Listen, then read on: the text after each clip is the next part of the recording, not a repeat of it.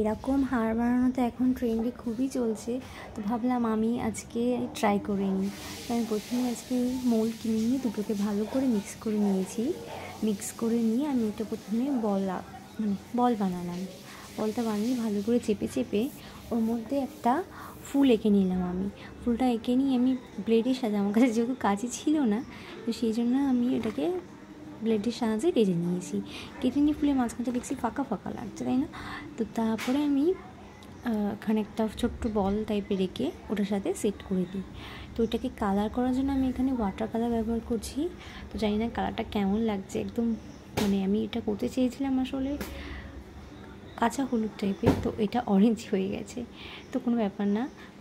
তো প্রথমে এটা আমি কালার করে নিয়েছি। কালার করে আমি এখানে সুতোর সাথে এটাকে সেট করে দিয়েছি। তো আমার কাছে কয়েকটা পুঁতি ছিল, তো পুঁতিটাকেও আমি এর সাথে লাগিয়ে দিয়েছি।